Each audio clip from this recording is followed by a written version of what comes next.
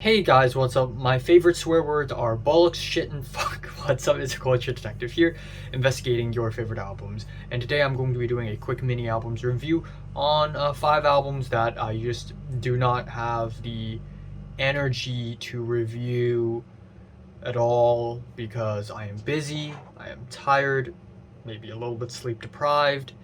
And these albums, while I like them, I don't think it warrants for a full-length album review. So starting off, I am doing an album review for the new Amaarae album, Fountain Baby.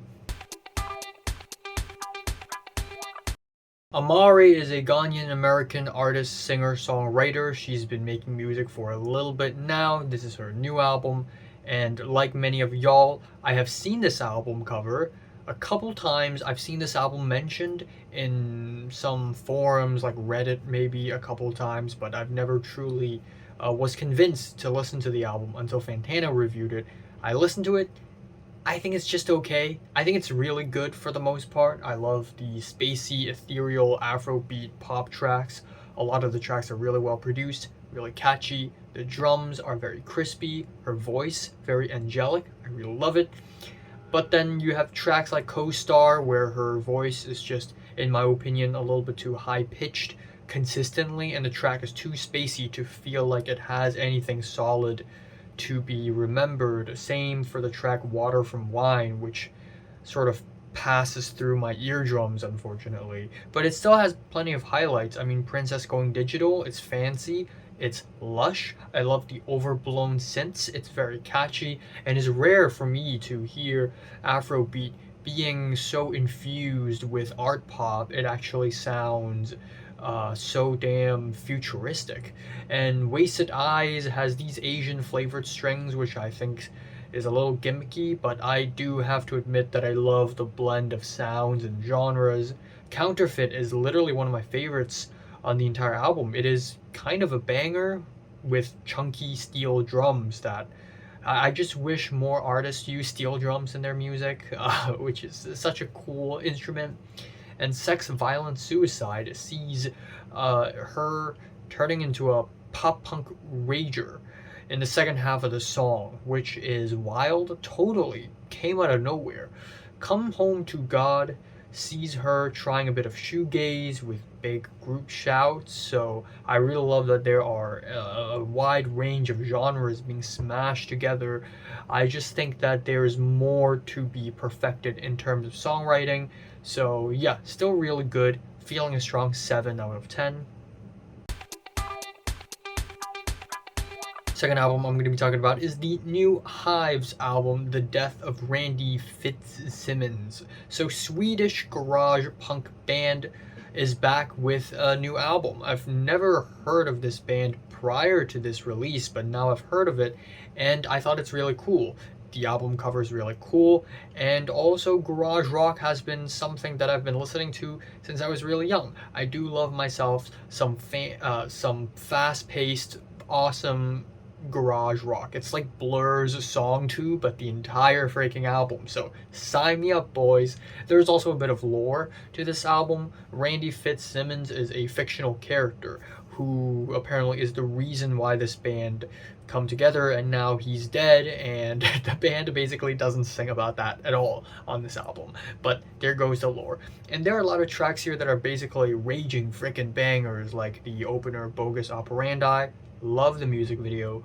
Rigor Mortis Studio Crash Into the Weekend is this country infused stomping clapping banger that is awesome. And Stick Up has these evil low pitched horns that are so dramatic, it's awesome.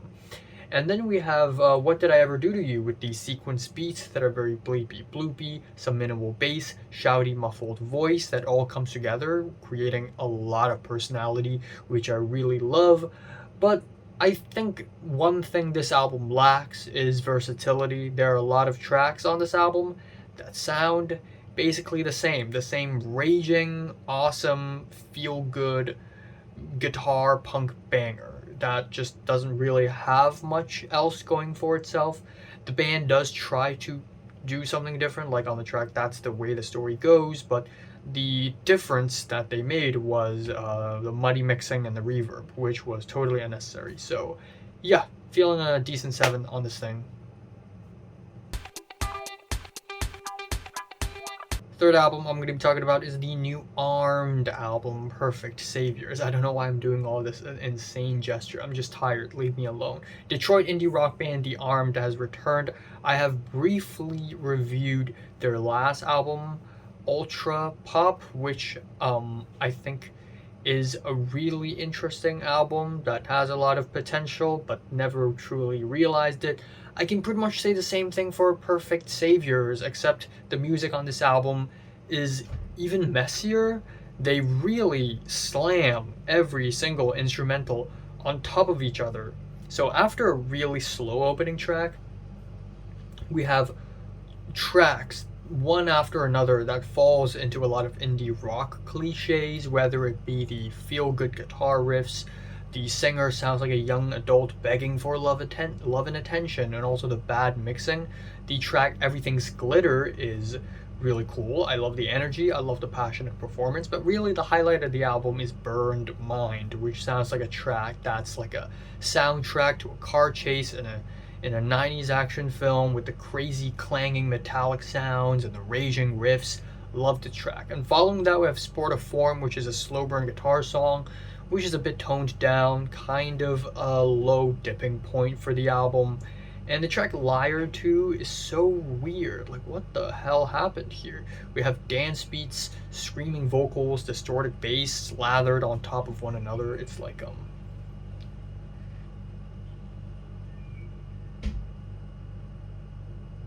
it's like when a restaurant serves you a very messy sandwich and you try to pick it up, and the moment you pick it up, it just immediately falls apart.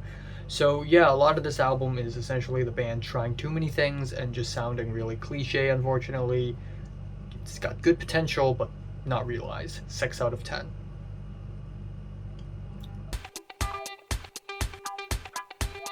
Fourth album I'm going to be talking about is the new Snõõper album, Super Snooper.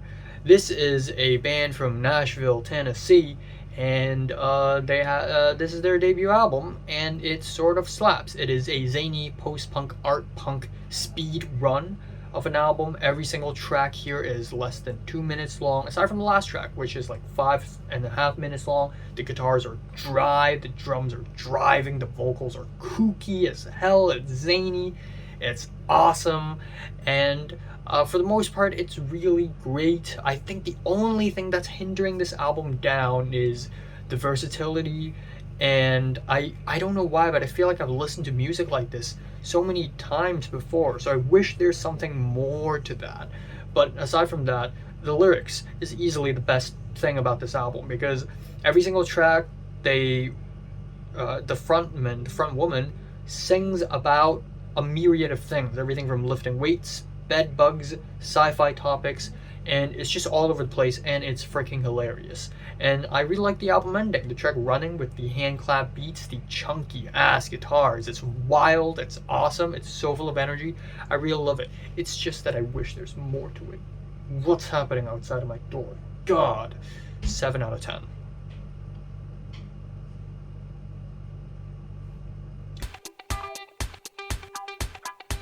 The fifth album I'm going to talk about is the new Underscores album, Wall Socket, aka April Harper Gray. This is her second album.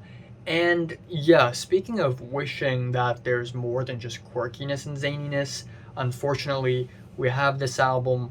This album is essentially zany indie rock pop electronic madness. It's like if 100 gecs decided to make rock music, this is what would happen.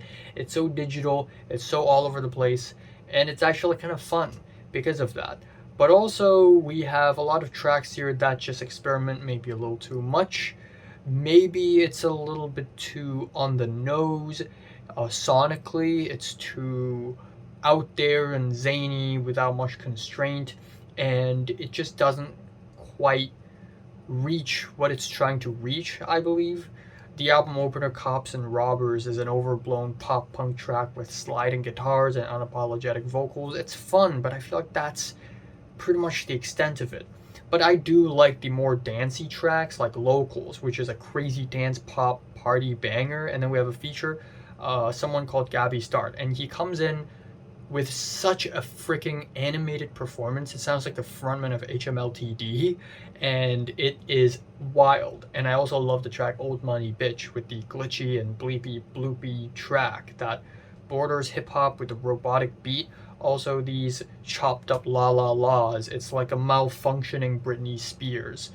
You Don't Even Know Who I Am is a very special track because the instrumental is basically phone noises.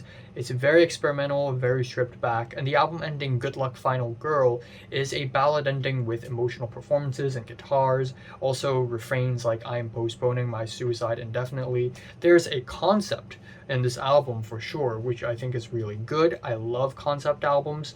However, I wish the flow of the album is better. It just gets really clunky at times. So, yeah, flawed, but I think it has a lot of potential.